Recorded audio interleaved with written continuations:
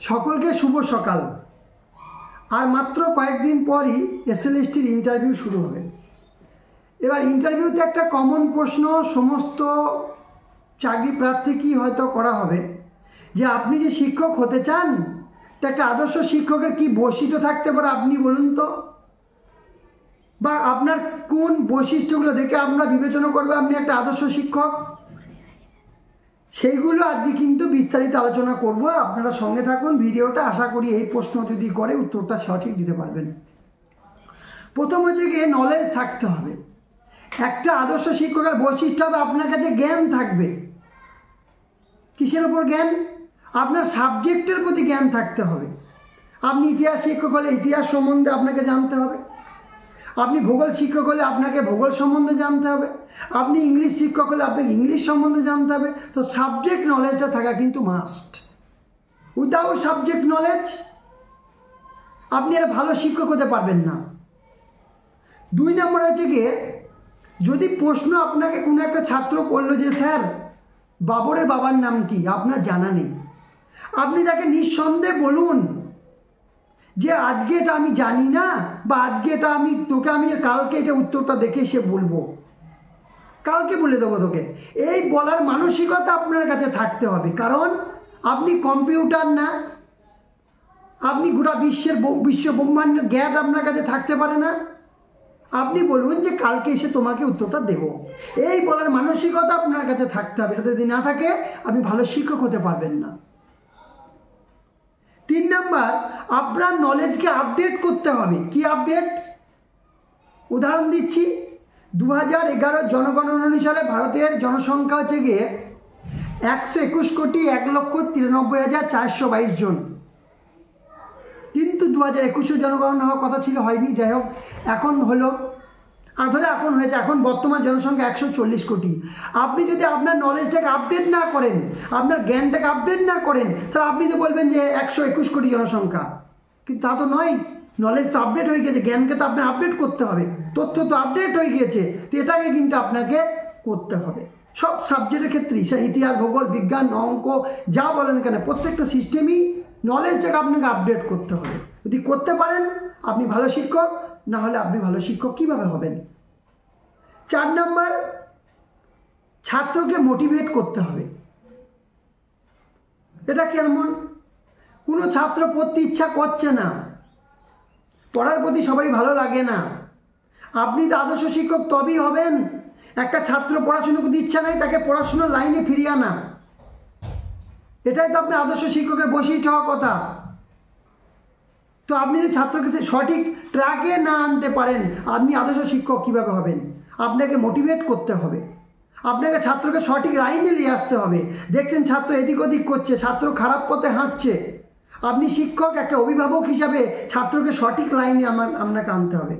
ছাত্র পড়তে ইচ্ছা নেই, আপনাকে ব্রেনটা কাজে লাগিয়ে ছাত্রকে সঠিক লাইনে পড়ানোর প্রতি একটা মনোবল তার বাড়াতে হবে, তার মনোযোগী করতে হবে।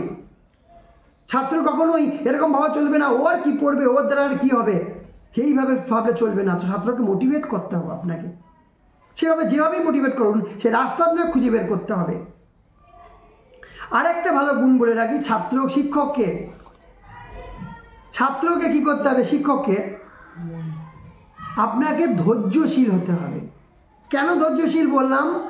যখন আপনি ক্লাসের মধ্যে ঢুকবেন, যেহেতু আমার অভিজ্ঞতা থেকে বলছি, ক্লাসে আপনি ঢুকলেন, বিভিন্ন ঘটনা ক্লাসের মধ্যে ঘটবে। কোনো ছাত্র গল্প করবে, কোনো ছাত্র কাগজ ছুটবে আপনার প্রতি, কোনো ছাত্র আরও অন্যরকম সমস্যা সৃষ্টি করবে ক্লাসে। আপনাকে ধৈর্য রাখতে হবে, আপনাকে সহনশীলতা থাকতে হবে।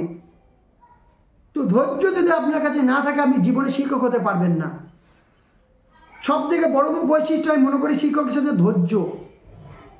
সহ্য থাকতে হবে শিক্ষকের প্রতি। মা বাবা ধৈর্য করে না, মা বাবা শিক্ষক বা একটা, আপনি তো আপনার মা বাবাকে তো প্রচুর জ্বালিয়েছেন, আপনার মা বাবা আপনার প্রতি ধৈর্যশীল নয়, তাই ধৈর্যশীল হতে হবে। আর কি করতে হবে? একটা পজিটিভ একটা অ্যাপটিটিউড থাকতে হবে শিক্ষকের। কীরকম? হার না মানা মানসিকতা হতে হবে। আপনাকে হার না মানা মানসিকতা যদি থাকে, পজিটিভ একটা চেহারাটা আমি করব, হবে, আমার দ্বারা হবে, আমি করে দেখাবো, ছাত্রকেও একটা ইন্সপায়ার করা, এই রকম পজিটিভ একটা থিঙ্কিং থাকতে হবে। না ও হচ্ছে হবে, করছি, করব, এরকমভাবে শিক্ষকের বৈশিষ্ট্য হয় না। ছাত্র আপনার রোল মডেল হবে। ছাত্র আপনার কি হবে? Role model. ছাত্র দেখে বলবে যে আমি টিঙ্কু স্যারের মতন হতে চাই, আমি কার্তিক চন্দ্র মণ্ডল স্যারের মতো হতে চাই, আমি সাবিন্দর সিংহের স্যারের মতন হতে চাই। সেই ছাত্র সর্বদাই আপনাকে তার রোল মডেল ভাববে। আমি যখন ক্রিকেট খেলি আমি ভাবি আমি সচিনের মতন ক্রিকেটার হব, আমি সৌরভ গাঙ্গুলির মতন ক্রিকেটার হব। ছাত্র যেন বলে আমি টিঙ্কু স্যারের মতো শিক্ষক হব, আমি টিঙ্কু স্যারের মতন আমি একদিন মানুষ হব। এরকম যদি আপনাকে রোল মডেল ভাবে তবেই কিন্তু আপনি একটা যোগ্য শিক্ষক হবেন। রোল মডেল হওয়া ছাত্রকে ভাবাতে হবে। বিলিভ ইন জাস্টিস, এ কথাটা কি জিনিস? আপনার কাছে কোনো একটা বড়লোক ছেলে পড়বে ক্লাসে, গরিব ছেলে পড়বে, দেখতে সুন্দরী মেয়ে পড়বে, একটা খারাপ মেয়ে পড়বে, দেখতে খারাপ হতে পারে, গরিবের বাড়ির মেয়ে আসবে, একটা এসসি বাড়ির মেয়ে আসবে, ওবিসি বাড়ির মেয়ে আসবে, জেনারেল বাড়ির মেয়ে আসবে, একটা এমএলএর মেয়ে আপনার কাছে পড়বে, একটা ঝাড়ুদারের মেয়ে আপনার কাছে পড়বে। সবাইকে সমান চোখে দেখতে হবে। কোনো রকম সমস্যা হোক তাকে সমান চোখে দেখতে হবে। না আপনি বড়লোকের প্রতি ভালো দেখছেন, আপনাকে যে ছাত্রটা বেশি স্যার স্যার বলে তাকে বেশি দেখছেন, এটা চলবে না। বিলিভ ইন জাস্টিস, কোনো সমস্যা হলে সবাইকে সমান চোখে দেখতে হবে। এটা হবে বড় বৈশিষ্ট্য আপনার শিক্ষকের। এটা না করতে পারলে আপনি কী করে বড় শিক্ষক হবেন? এটা করা চলবে না যে যে গরিবের প্রতি দেখবো না, ওরা গরিব, ওরা ওরা এটা সেটা, ওর বাবা মা কী বলবে, ওর মা কী বলবে, এরকম না। সবাই সমান চোখে দেখতে পারেন, আপনি একটা আদর্শ শিক্ষক হবেন। আপনাকে ছাত্রের মধ্যে ফিডব্যাক নিতে শিখতে হবে। ফিডব্যাক কি? পড়াচ্ছেন, পড়াতে বলছে, ওরা বাচ্চারা কিছু বললো, স্যার আপনি এটা ভুল পড়াচ্ছেন। ও আচ্ছা বাবু এটা ভুল হচ্ছে, কেন বলতো, এটা কী কোথা থেকে পেলি বলতো, আচ্ছা এটা আচ্ছা রে সরি এটা ভুল হয়ে গেছে রে, না না তুই ঠিক, এটা বলতে হবে। যদি আপনি ভুল বলেন ছাত্রর কাছে সেটা স্বীকার করতে হবে, না রে তুই ঠিক, না আমি হিরো, আমি শিক্ষক, মানে আমি সব জানতা গামছাওয়ালা, এটা যদি আপনি ভাবতে থাকেন তাহলে আপনি যোগ্য শিক্ষক হতে পারবেন না। আপনাকে ফিডব্যাক নিতে হবে। পড়ানোর পর, বাবু কেমন পড়ানো হলো রে, বুঝতে কি পারলি? না স্যার বুঝতে পেরেছি। আচ্ছা ভালো, না বুঝতে পারলে তাকে বলতে হবে যে না বুঝতে পারিনি, তাহলে আপনাকে অন্য প্রসেসে বোঝাতে হবে। আপনাকে প্রসেসটা, পদ্ধতিটা অন্য অ্যাপ্লাই করতে হবে। যদি এটা করতে পারেন তাহলে আপনি কিন্তু একটা ঠিকঠাক শিক্ষক হবেন। একসেপ্ট করতে হবে ফিডব্যাকটাকে, ভালো হচ্ছে না, ফিডব্যাকটা একসেপ্ট করে ভালোভাবে প্রসেসটাকে চেঞ্জ করেন। পড়ানোর ভালো শিক্ষকের এটাই গুণ। ভালো শিক্ষক নিষ্ঠা হবে, কাজের প্রতি নিষ্ঠা থাকতে হবে, দায়িত্ব সম্পূর্ণ হতে হবে। কেন এই কথা বললাম? ধরেন আপনি যে স্কুলে পড়াচ্ছেন, স্কুলে একটা অনুষ্ঠান হবে, শিশু দিবস অনুষ্ঠান।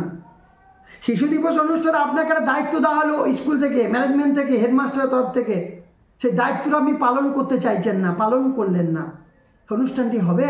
আপনি বলবেন আমি করবো না, ওই শিক্ষক বললে আমি করবো না, ভূগোলের শিক্ষক বললো আমি করবো না, ইংরেজি শিক্ষক বললো আমি করবো না, অঙ্ক শিক্ষক বললো আমার দ্বারা তো এই হবে না, এইসব আমার দ্বারা কাজ না। তো আপনাকে দায়িত্ববান হতে হবে, নিষ্ঠা হতে হবে, কাজের প্রতি একাগ্রতা থাকতে হবে, কাজকে ভালোবাসতে হবে। আমি তো মনে করি যার যে পেশার প্রতি ইন্টারেস্ট রয়েছে তার সেই পেশায় যাওয়া উচিত। আপনার শিক্ষক পেশার প্রতি আপনি ইন্টারেস্ট নেই, তাহলে আপনি কেন শিক্ষক পেশায় আসছেন না ভাই? আপনি পেশায় আসার দরকার কি? যদি ক্রিকেট খেলতে ভালো লাগে আপনি ক্রিকেটের পেশায় যান, টাকা কামাইতে আসছেন, টাকা কামাতে বহু রাস্তা আছে, তাহলে এই পেশায় কেন আসছেন? যদি কাজের প্রতি ভালোবাসা থাকে তবেই এই পেশায় আসুন, এটাই ভালো বৈশিষ্ট্য হবে। আপনি কাজের প্রতি ভালোবাসা নেই, আপনি কেন পেশায় আসবেন? তাই কাজের প্রতি ভালোবাসা আপনার থাকতে হবে, এটাই হবে ভালো শিক্ষকের বৈশিষ্ট্য। আপনাকে ছাত্রকে কী করতে হবে? সিম্প্যাথি দেখালে চলবে না, ইমপ্যাথি দেখাতে হবে। What is the difference between the sympathy and empathy? Sympathy মানে হচ্ছে গিয়ে, ও আচ্ছা কোনো ছাত্র বললো স্যার আমার বাবা মারা গিয়েছে, কোনো ছাত্রের কাছে পয়সা নেই, টাকা নেই, কোনো সমস্যায় ভুগছে, ও আর তাকে এইভাবে বললেন, ও আচ্ছা আচ্ছা খুব দুঃখ আচ্ছা তোর খুব কষ্ট রে বাবু, খুব কষ্ট রে বাবু, এ বলে চলে গেলেন। এটা যে সিম্প্যাথি দেখানো। ইমপ্যাথি মানে কি? ছাত্রের কষ্টটা ফিল করা, তার সমস্যাটাকে অনুধাবন করা। যদি এটা করতে পারেন তাহলে আপনি একটা যোগ্য শিক্ষক। সে যখন আপনাকে বন্ধুর মতো এসে বলবে, যেন বলতে পারে কোনো সব কথাকে, স্যার জানেন তো একটা মেয়ে আমাকে বিরক্ত করছে, স্যার জানেন তো আমাকে একটা ছেলে বিরক্ত করছে, আর মেয়ে আপনার কাছে এসে বললো, স্যার জানেন তো ওই মাস্টারটা বা ওই ছেলেটা আমাকে এই বলেছে, এই করেছে।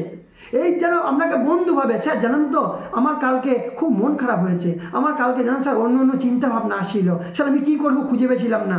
এরকম কিন্তু যে ছাত্র আপনাকে যদি বলতে পারে আপনি তবেই তো যোগ্য শিক্ষক। তার মা বাবার কাছে যেমন যদি বলতে না পারে, সে মা বাবা কি মা বাবা, তাহলে তো ছেলেটা তো হারিয়ে যাবে অকালে।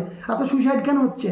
শিক্ষকরা ছাত্রের সঙ্গে সেই সম্পর্ক তৈরি করতে পারেনি বলি ঘটনা ঘটছে। সেরকম কিন্তু আপনাকে ওরকম একটা বৈশিষ্ট্য থাকতে হবে যেন আপনার কাছে ছাত্রটা এসে তার মন খুলে কথাটা বলতে পারে, স্যার জানেন তো আমার কাল ব্রেকআপ হয়ে গিয়েছে, আমার কি করা উচিত, আমি কোন রাস্তায় হাঁটবো, স্যার আমার মন আজে বাজে চিন্তা ভাবনা আসছে, আমার মনে হচ্ছে মরে যায়, সুইসাইড করি। শিক্ষক হবে সেই তাকে যোগ্য রাস্তায় দেখাবে, সেখান থেকে নিয়ে এসে ভালো রাস্তায় তাকে বুঝিয়ে নিয়ে চলে যাবে, সেইটাই তো আসলে শিক্ষক। তাকে ডাইভার্ট করে দেবে, তার মুডটাকে, তার মেন্টালিটিটাকে, কনসেপ্টটাকে চেঞ্জ করে দেবে, সেটাই তো শিক্ষক। শিক্ষক আমি মনে করি ভালো অভিনেতা হতে হবে। কেন কথাটা বললাম ভালো অভিনেতা হতে হবে? কারণ আমি মনে করি শিক্ষকেরও অনেক কষ্ট থাকে, আপনার যেমন কষ্ট আছে শিক্ষকেরও কষ্ট আছে। শিক্ষকের বাড়িতে ওরে ভাই বউ আছে, তার বাড়িতেও ঝামেলা হয়, শিক্ষকের মায়ের সঙ্গেও ঝামেলা হয়, শিক্ষকের পরিবেশের সঙ্গেও ঝামেলা হয়, শিক্ষকের গার্লফ্রেন্ড থাকলে তার সঙ্গে ঝামেলা হয়। কিন্তু শিক্ষক সব কিছু কি সহ্য করে একটা অভিনেতার মতো ক্লাসে এসে ঢোকে, তোমরা কি কেমন আছো, পড়াশুনো ধরে প্রশ্ন ধরে সব করে, তার কষ্টটা বুঝতে দেয় না। শিক্ষকের জ্বর হয় না, শিক্ষকের মাথা ব্যথা হয় না, গলা ব্যথা হয় না, পেট ব্যথা হয় না, শিক্ষক সেগুলো বুঝতে দেয়? দাঁত ব্যথা হয় না, বুঝতে দেয়? দেয় না। কারণ শিক্ষক ভালো অভিনেতা, তার কষ্টটা তোমাদের সঙ্গে শেয়ার করে না। তোমরা তো বলতে পারো স্যার আমার জ্বর হয়েছে, স্যার মাথা ব্যথা করছে, পাচ্ছি না, যে শিক্ষক বলে না, তার কষ্টটাকে ভুলে গিয়ে তার পড়াইতে শুরু করে। আমি মনে করি শিক্ষক হচ্ছে বিশ্বের সবথেকে ভালো অভিনেতা। শিক্ষকের আরেকটা বৈশিষ্ট্য হবে সবাইকে নিয়ে চলার ক্ষমতা থাকতে হবে। কেন? স্কুলে গিয়ে দেবে গ্রুপবাজি যদি আপনি করেন শিক্ষক হয়ে, ইতিহাসের মাস্টার, বিজ্ঞানের মাস্টার, অঙ্কর মাস্টার, এরা যদি একটা গ্রুপ করে, ইতিহাসের মাস্টার ইতিহাসের মাস্টার আর ইংরেজি মাস্টার, সায়েন্স মানে ওই অন্য সাবজেক্টের মাস্টার একটা গ্রুপ করে গ্রুপবাজি যদি করেন, তাহলেই আপনি কি করে ভালো শিক্ষক হলেন? গ্রুপবাজি করা যাবে না। সবাইকে একসাথে বেঁধে নিয়ে চলার মতন ক্ষমতা চাই, সবাইকে একসঙ্গে মেনে চলার ক্ষমতা চাই। কিছু সময় আপনারও ভালো দিক থাকবে, কিছু সময় খারাপ দিক আপনার থাকলে সেটাকে মানতে হবে, স্যার সরি স্যার আমার ভুল হয়ে গিয়েছে। সবাইকে নিয়ে একসাথে চলার মতো ক্ষমতা চাই, তবেই তো আপনি শিক্ষক। আর নিজের প্রতি কী থাকতে হবে? আত্মবিশ্বাস হতে হবে। কেন আত্মবিশ্বাসের কথা বলছি? নিজের প্রতি কনফিডেন্স নাই, সেলফ কনফিডেন্স নাই, তাহলে আপনি কী করে কোনো কাজ করবেন? ছাত্রের মধ্যে আপনি কীভাবে মোটিভেট করবেন না ভাই? নিজের প্রতি আপনার কোনো কনফিডেন্স নাই, তাহলে এটা করা যাবে না। ঠিক আছে, তো এইগুলি হবে ভালো শিক্ষকের বৈশিষ্ট্য। যদি এর বাইরেও কোনো ভালো শিক্ষকের বৈশিষ্ট্য হয় আপনারা অবশ্যই জানাবেন। ধন্যবাদ, বাই।